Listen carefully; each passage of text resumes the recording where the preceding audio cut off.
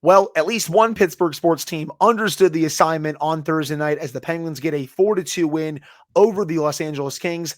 Pat and I are going to break it all down, plus get Yin set for Penguin Sharks on Saturday right after this.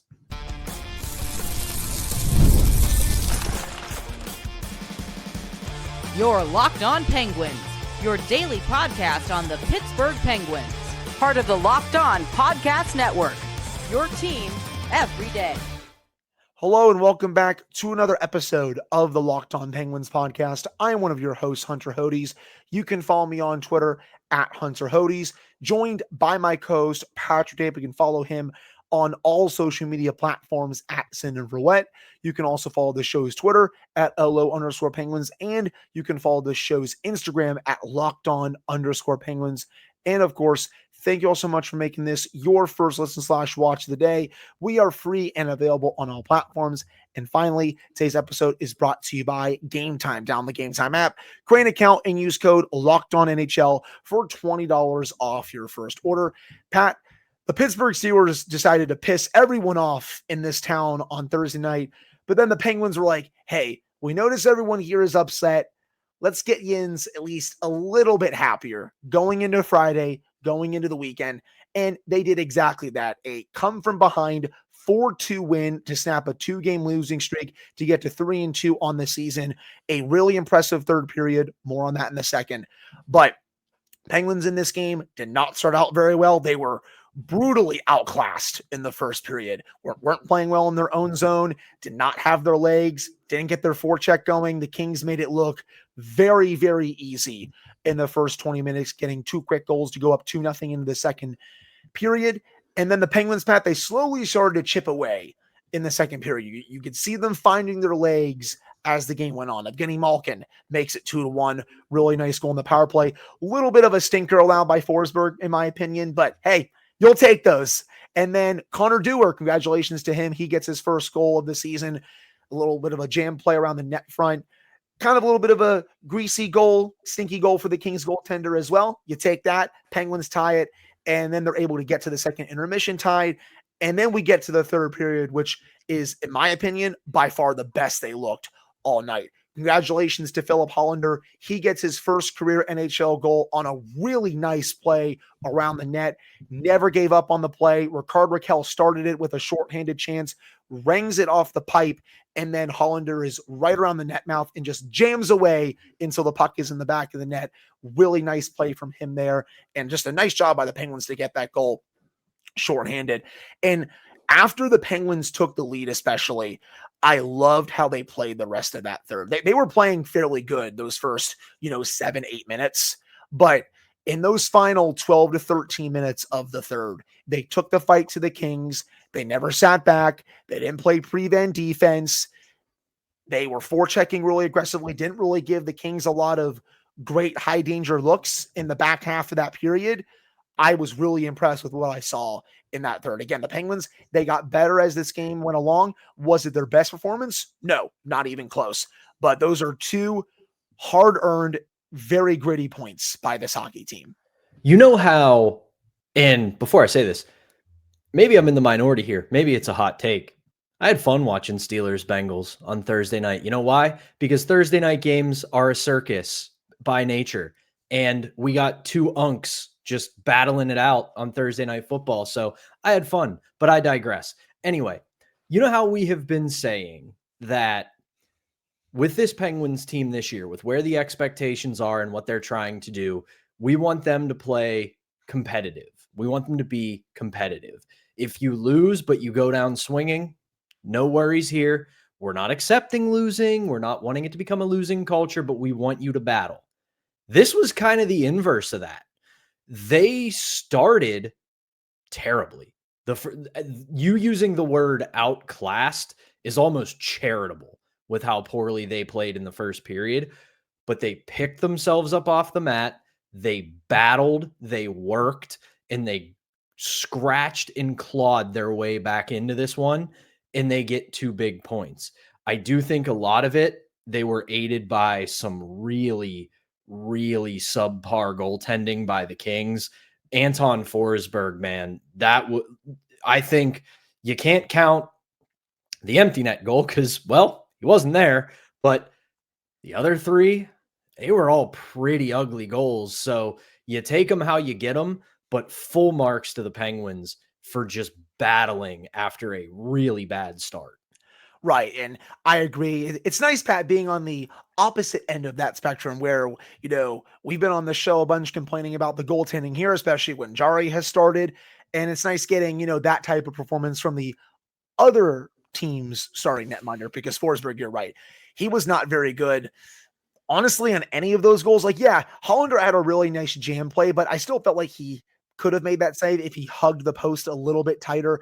And then the Malkin goal, I felt like that was a bit weak. Even the Dewar goal, I think he could have done a much better job there. So, hey, you'll take those when you get them. Penguins are now 3-2 on the season. I also wanted to shout out one more player from this game who I felt like had a great performance, and that is defenseman Parker Wotherspoon. He was sensational in all three zones. And I will say this about the first 5 games of his season. Outside of the delay of game penalty, I think he has been steady as a rock on the top pair. He's always in the right position, making the right reads. He's been shutting things down in his own zone. Got a couple of points last night. He's been fantastic so far. I've loved his game quite a bit. We've talked about it, that he has been a very steady partner for Erik Karlsson, which is exactly what Karlsson has been missing in a defensive partner since he came to Pittsburgh. I've said that on the show before, that the Penguins got, and Kyle Dubas got, the first part of the assignment of acquiring Erik Karlsson right, which was acquiring Erik Karlsson and not giving up a lot to do it. But then they failed to get the second part right, where you find him a suitable partner. Still early, but early returns are good for Wotherspoon. I also want to give more of a hat tip to Philip Hollander, and not just because he scored his first NHL goal, which goes down as the game winner, but just the level of play he has been at since this season began and he got into the lineup. There's nothing overly exciting about the way he plays the game.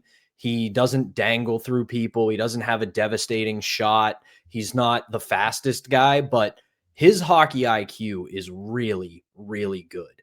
If you ISO his game and just watch him when he's on the ice, he's rarely out of position defensively. He is always in the right spot offensively and on the forecheck. And I think if he keeps this up, I'm not expecting him to light the world on fire, but becoming a productive forward at the NHL level is very much in the cards for him, because you look at the way he is always positioned. He makes the smart play. He's in the right place. And if you continue to do that, especially if you get some looks with some more talented players, the points are going to come for him. Right. I think he has the potential to be a double-digit goal scorer for the Penguins this year. He's been solid on the penalty kill since coming in. You saw some of that playmaking ability when he dished out that beautiful pass to Harrison Brunick. He's good around the net mouth. He also, I think, is going to start utilizing his release a little bit more. You haven't seen it yet, but over the last couple of years, when you would see clips from him in the SHL, his release is definitely a part of his game that's not using up, but when he uses it, it's good. So I want to see him bring that over here to the NHL. But so far, the early returns with him are strong, and I want Dan Muse to keep playing him no matter what. Like, there is definitely a place for him in this lineup. Also, do want to say penalty kill last night, much better compared to what we saw the previous 2 games where, it was a bit passive, stagnant. Last night, very aggressive. That's what I want to see. You don't need to be too aggressive, but the aggression I saw last night, that was the perfect amount. Power play. Also thought the power play was good outside of the one late in the third period, but I think they were just kind of trying to bleed clock a little bit more. Should mention, Pat, Sidney Crosby gets the empty net goal, even though I felt like he didn't really play that well last night, but he's kind of done this a couple years in a row now where he starts the season a little bit slow. He's still a point per game, people, so we're not here obviously dumping on him. We never would. Sidney Crosby's one of the 5 greatest players to ever play. But I'm still waiting for like that vintage Sid performance where he takes over a game. It's coming. And I think you're going to see plenty of them this season, but still a little bit of a slow start so far for the captain. It is, but like you said, we have seen this the last couple of years out of 87. He takes a little bit getting out of the starting blocks, but once he gets up to speed, he's Sidney Crosby again. You started the segment in the show talking about the Steelers, so I'm going to steal a Mike Tomlinism when it comes to the penalty kill. I would rather say woe than sick 'em, because they were very aggressive last night. I would rather have to tell the penalty kill, hey, reel it in a little bit because you might get burned here, than saying, go get them. The last couple of games, you were watching a very passive, very stagnant penalty kill, and it burned them. Last night, yeah, maybe you get burned being aggressive on a penalty kill, but if you're putting your opponent under pressure and forcing them to make bad plays, if you eventually have to tip your cap from an aggressive power play because they make a really good play, that's life in the big show, baby. Sometimes your opponent just makes a really good play and you got to tip your cap. But I would rather it be, hey, they were going a little too hard here and it burned them, than they gave them all the time in the world and it came back to bite them. So last night's effort on the PK, I really liked the aggression. I want to see that continue.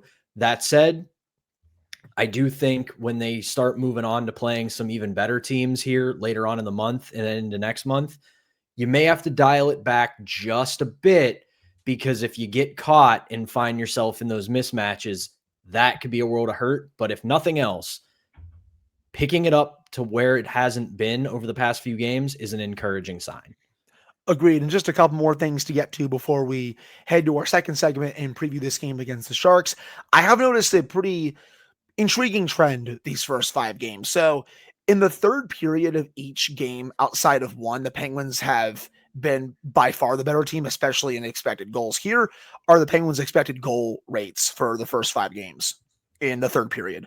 First game against the Rangers in the third period, they had about 69% of the expected goals. Nice. Second game against the Islanders in the third, they had about 73% of the expected goals. Third game against the Rangers, they lost 6-1, 27% of the expected goals. Fourth game against the Ducks, they lost late in regulation, 73% in the third period. And then last night, 62% in the third period. Where I'm going with this is they have been the much better team in the third period in 4 of these 5 games. And I'm curious to see if that continues for a good chunk of this season. It's definitely at least something to monitor. It's only one metric, but I think eye test wise, the Penguins have been the better team in 4 of these 5 third periods in these games so far to start the season.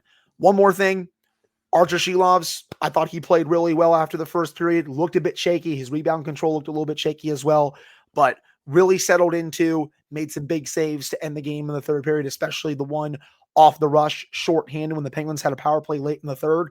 Really big save there.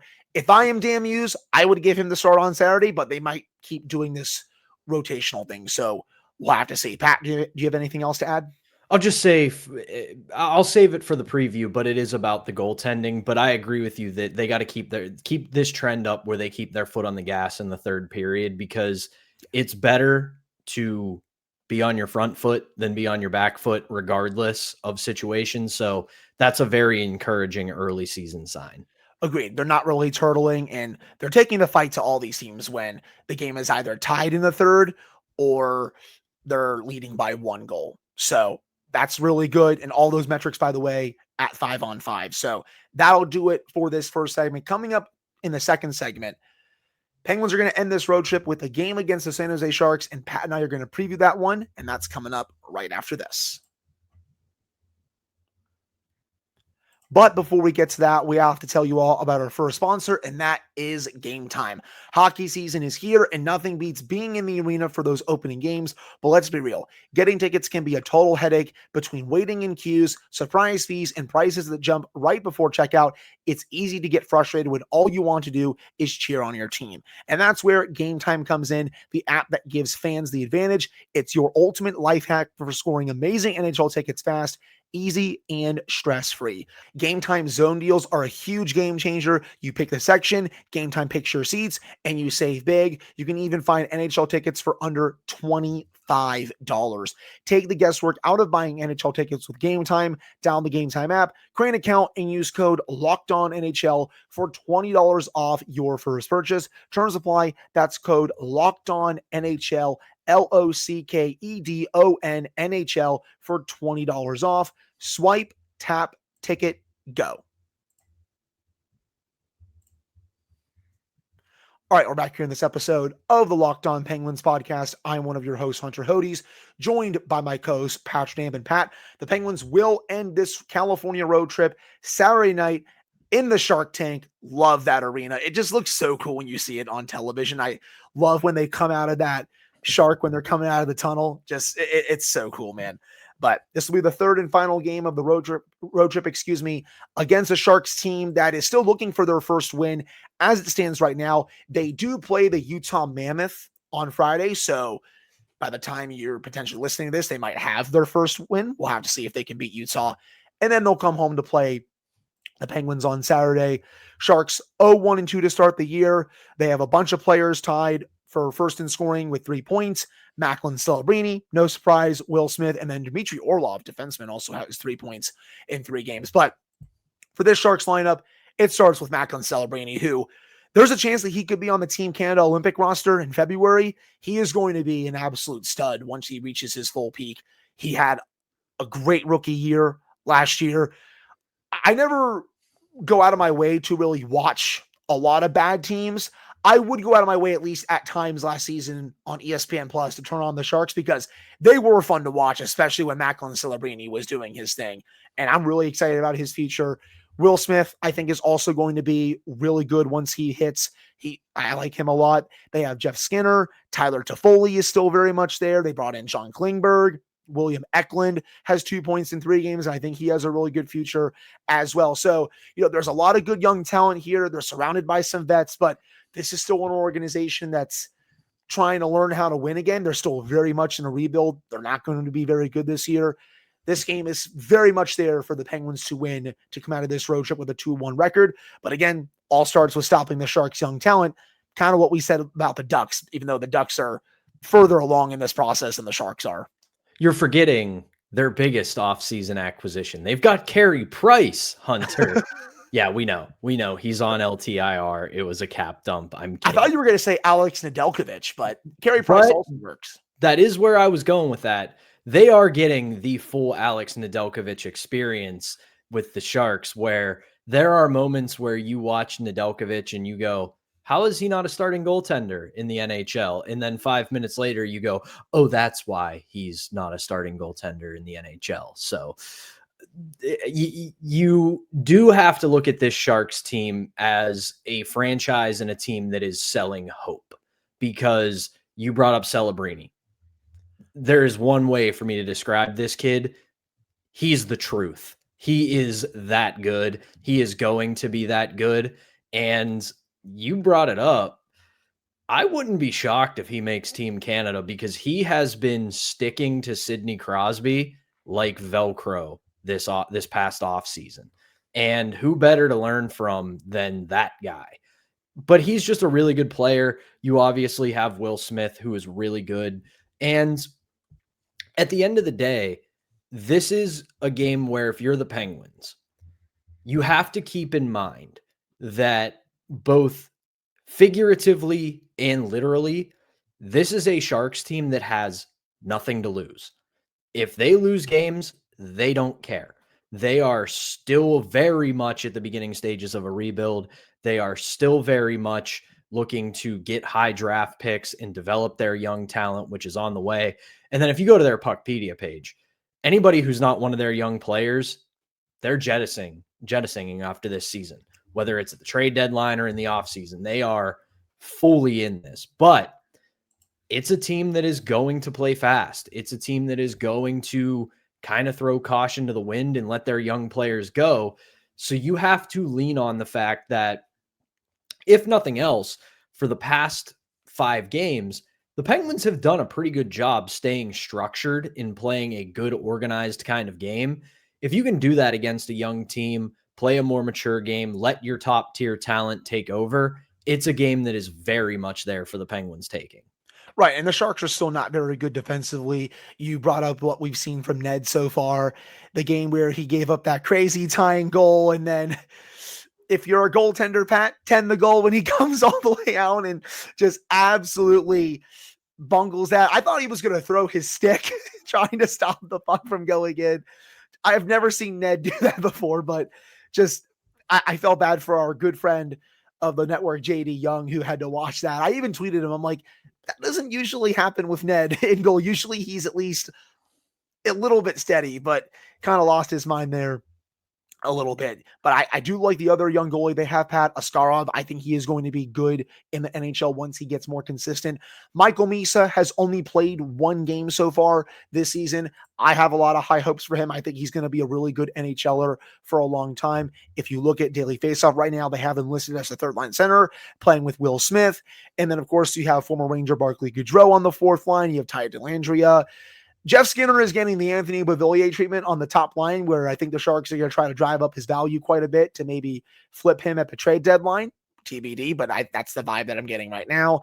And then defensively, they have Nick Leddy, Dmitry Orlov on the top pair. You got Mario Ferraro on the second pair. Sam Dickinson, who I am also decently high on, they have him on the third pair. So there's a lot of really good young pieces there. But again, it's a team that's trying to learn how to win again. They're trying to get some good seasons out of their young players, and maybe they'll surround them with some more depth once next offseason gets underway. This is still the very early stages, but still got to watch out for all their young pieces. With where the Penguins are in their rebuild, no game is going to be easy this year. So, that's where I kind of am with this game. I would personally start Shilovs if I am Dan Muse, but I also understand the need to kind of do a rotational thing here where you don't want to overwork Shilovs in the regular season, but I would give him a second straight start because I really like the way he played in the final 40 minutes.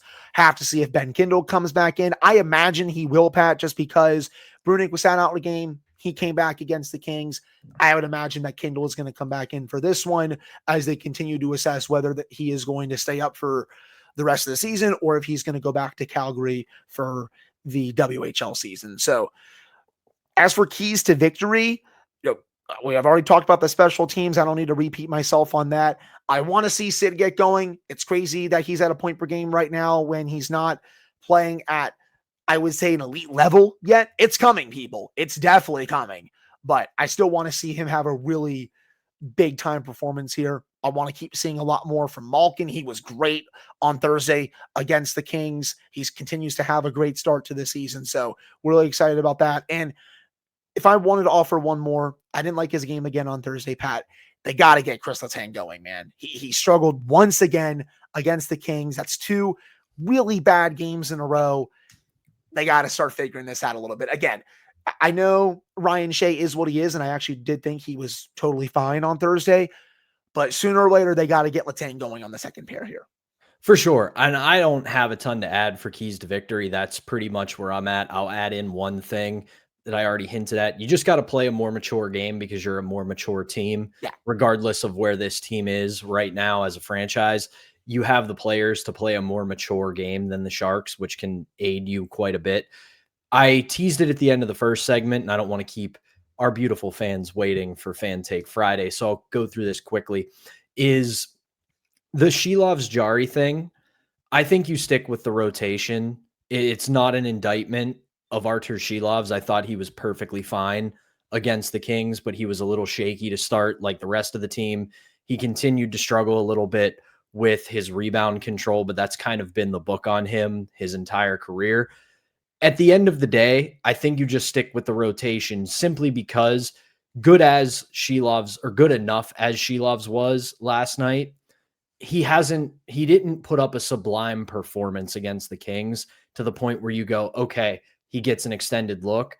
You go back to Jari. If Jari does well against the Sharks, then we start having the conversation just because neither of their starts, and we talked about it with studs and duds yesterday, they're right there in the center. They haven't been great.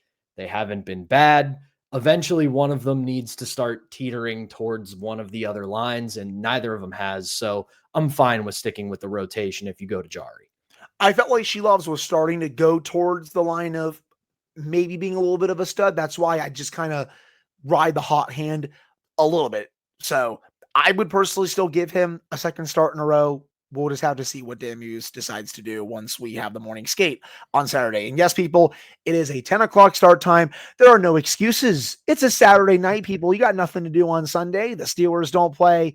Stay up and watch this game. Tuesday and Thursday, totally get it. You got work the next day, school and all that. But it's a weekend. Stay up to 10 o'clock. Be a sicko like Pat and I are going to be on Saturday night. But that'll do it for this second segment. Coming up to end the show, it's Friday. Yins know what that means. It's time to react to your takes and your questions for Fan Take Friday, and that's coming up right after this. But before we get to that, we have to tell you all about our second sponsor, and that is FanDuel. The NFL season is here, and FanDuel has an offer you don't want to miss. Right now, new customers can bet just $5 and get $300 in bonus bets if you win. That's right. Pick a bet, put down $5, and if it hits, you will unlock $300 in bonus bets to use across the app. I love how FanDuel gives me so many ways to play. I have built parlays, tried player prompts, and even follow the live lines during games. It makes watching football even more exciting when you've got a little something riding on the action. Whether you're a casual fan or love diving into the stats, FanDuel makes the game day experience so much better. So what are you waiting for? Visit FanDuel.com to download the FanDuel app today and get started. All right, we're back here on this episode of the Locked On Penguins podcast. I'm one of your hosts, Hunter Hodes, joined by my co-hosts, Patrick Damp and Pat. There's some good ones on here today. Let's start with Pen68 on YouTube, who asked a couple of questions. How long before you guys think Ville Koivunen will be back in the NHL? And when Rutger McGroarty comes back from his injury, I think he's going to get an AHL conditioning stamp, but I do think he will make the NHL team. Where do you think he will slot in on the Penguins once he is ready to return to action? As for Koivunen, in my opinion, maybe a couple weeks, a little bit more. I don't think it's going to be any longer than that, but I've been wrong plenty of times before. I could be dead wrong on this, but I don't think it's going to be long until he is back up, and rightfully so. As for Rutger McGroarty, I do think he will be back on this roster at some point this year, and I kind of do think he is going to get a look in the top 6. He should, considering the chemistry that he had with Sidney Crosby to end last season, but I also know how much they like the Russ, Crosby, Raquel line right now. They were liking it a lot at the end of last season before they brought McGroarty and Koivunen up from Wilkes-Barre. But I would still at least give McGroarty another look with Sid to see if he can build off that chemistry. I like McGroarty with Sid more than I like Koivunen with Sid, which is why I want them to try it again. I would rather have Koivunen with Malkin, but still, TBD. That's what I would personally do, but I also could see them potentially putting him on the third line. For example, Pat, if they keep Kindle past 9 games and they start his ELC, what do you say putting Rutger McGroarty with Ben Kindle on the third line? That would, I think, be really fun. So you could see that too, but one of those for me. The key to all of this is who you just talked about. It's Ben Kindle. What are they going to do with Ben Kindle? Is he going to stay past the 9 games? How long is he going to stay if he stays past the 9 games? Because right now you don't have any other good options on your roster for people that you can send up and down. And that really creates a bit of a log jam on the roster. So it's really dependent upon what happens with Kindle. And with McGroarty, I agree. You give him a shot in the top 6. He seemed to look like he had some chemistry with Sid. You're more than able to move Raquel and Rust up and down because they've shown they can play in either of those roles. So I think you have flexibility there. But again, all comes down to what they do with Ben Kindle. And I do have to add this to Fan Take Friday. Unfortunately, I don't want to interrupt people's questions, but the person whose question you used there was Pen68. So I have to bring up some news about 68. The Jaromir Jagr Hall of Fame induction clock has officially reset because the 53-year-old Jaromir Jagr has played another game for his team in Czechia with Kladno. So the man is still not officially retired. And I'm just going to add this and we'll move along. This is not about business for Jaromir Jagr anymore. He is now a minority owner of Kladno. So he's not doing this to goose ticket sales, to help with advertisers. The man just loves puck. He is a sicko to the highest degree, and you have to respect him for it. So he'll eventually get in the Hall of Fame, but if he keeps playing in some of these games, it's just going to keep getting pushed further and further and further back. But it's going to be awesome once he gets into the Hall of Fame. As for the next take/question here, this one comes from Christopher Hart. Have you guys gone from watching Penn State and Gavin McKenna to Michigan and Will Horkoff yet? I have not watched a full game of Horkoff yet. I will be fully transparent about that on the show. I have seen the highlights. I've seen some of the clips. He has looked really good to start the year, which is what you want to see. He's in a really good spot at Michigan. Now the question is, can he build off it? And how does he do in a full season at one of the top college hockey programs in the country? So, nope, haven't watched a full game yet. It is on my list of things to do, especially when Penguins are off for one of these weekend days. But from the clips and the highlights I've seen, he has been really good to start this year. Have I watched Gavin McKenna? Forks down. Yes. What an unbelievable moment. And I am a well-known and well-documented Penn State hater, but him scoring that goal and having that performance and shoving it up the butts of Arizona State and doing forks down after they yelled at him that he was overrated. Oh, be still my heart. I love that stuff. But yeah, I've seen the clips of Horkoff. I've watched some condensed games from Michigan, and the start is great. Find the consistency, continue to build on it, because we have talked about it. That is a great program for him to be in, and having a full season there, I think, is going to be great for him. And he is going to be a little bit of a project as a prospect, but if he continues this solid work at Michigan, I do think he can make his mark sooner rather than later at a Penguins training camp. I agree 100%. This one's kind of funny. We're going to get to a couple funny ones to end the show here to go off into the weekend. This one comes from G Tots. Crosby will have over 100 penalty minutes this season. Either the refs are moving away from him or he truly lost a step. He hasn't lost a step, but it is funny. So far this season with Sidney Crosby, he has 6 penalty minutes in 5 games. Do you know what his career high in penalty minutes is? I don't. Was it his rookie year? Yes. 110. I don't think he's going to get to that this year. It's still very, very early. I appreciate the hot take. Don't think he's going to get to 100 plus, but it is funny you're seeing him take more penalties than normal, at least, to start the season. But again, it all goes back to what Pat and I have talked about today. He is going to get going very soon. Wouldn't be surprised if it's in San Jose on Saturday. And once he does, the points are going to come in bunches. He's already at a point per game right now, which is obviously fantastic. He got the empty net goal on Thursday. But once he gets really going, good luck stopping him. Bum. Absolute bum. He's slowed down. No, but yeah, I mean, just bad luck. Rough start. He'll be fine. He'll be fine. I'm not worried in the slightest. Anyone that's worried about Sidney Crosby so far, please, it's okay, guys. He is going to be totally fine this season. And this one comes from Ryan Evans. We'll get to a really funny one right after this too. I need to know your guys' final thoughts on Vasily Ponomarev. Do you think he will play in the KHL until his contract expires, or do you think he will come back to Pittsburgh a bit sooner?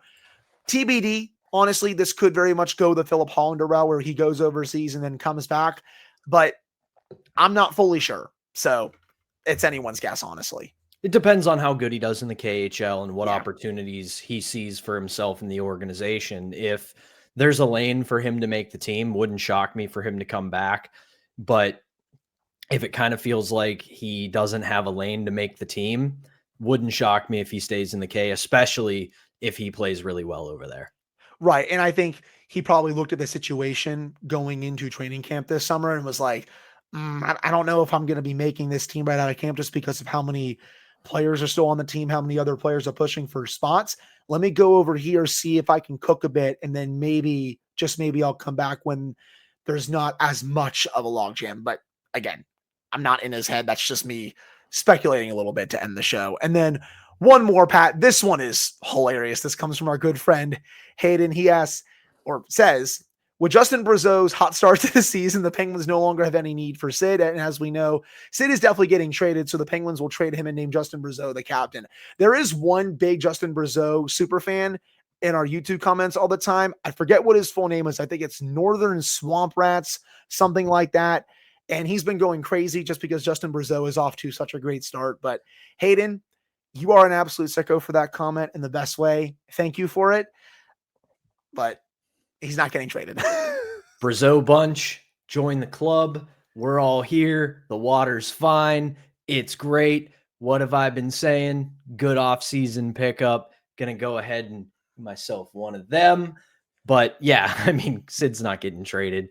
But, you know, if he wants to take a lesser role, I'll definitely put the C on Brazeau's shoulder for sure. We can give Sid the A just for like one night and see how Justin Brazeau does as the C.